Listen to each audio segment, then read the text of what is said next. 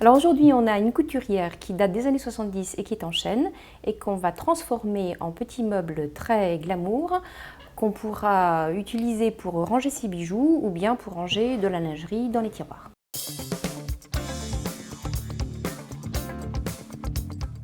Le meuble est déjà poncé, donc en fait on va pouvoir tout de suite l'attaquer avec une couche d'accroche qu'on va appliquer sur le bois et également sur les ferrures. Donc on commence par enlever les tiroirs. On va dévisser les boutons que l'on va peindre à part.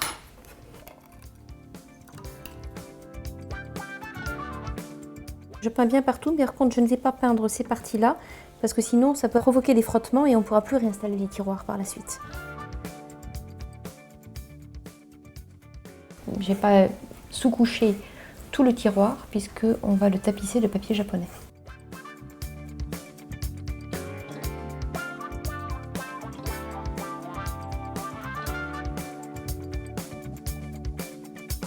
Donc maintenant on prend un papier de verre et on va juste poncer les surépaisseurs et les arêtes.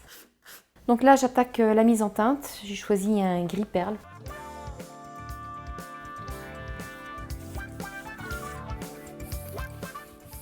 Donc là sur le côté on n'avait pas mis de couche d'après, je mets seulement une seule couche de peinture de manière à pouvoir réinstaller facilement mon tiroir dans le meuble.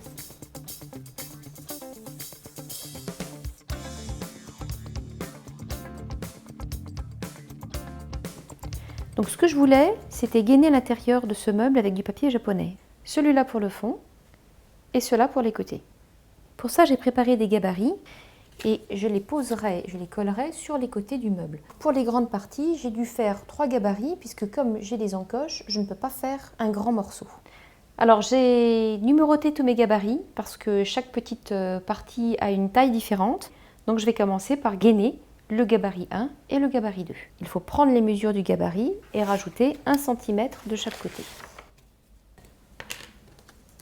On en colle un des côtés du carton avec une colle blanche, qui est une colle vinylique, à l'eau, et on l'applique sur la bande prédécoupée de papier japonais.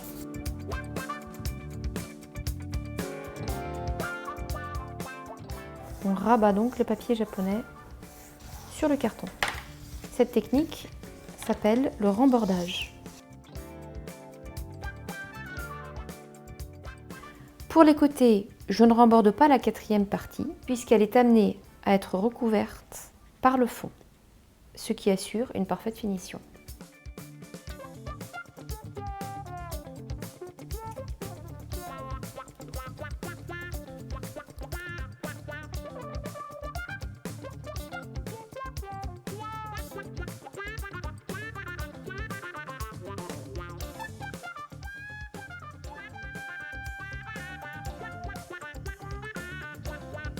Les séparations en bois, je vais les recouvrir directement avec le papier japonais, de manière à ne pas avoir trop d'épaisseur, sinon elles ne rentreront plus dans les encoches.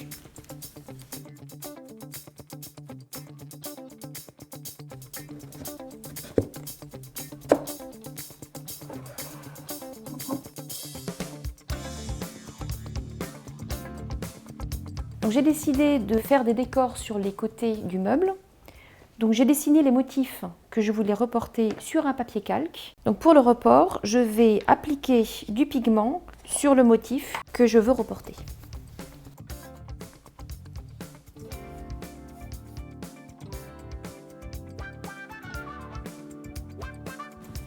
Avec l'extrémité du pinceau, je repasse au-dessus des motifs que j'ai dessinés en appuyant fortement.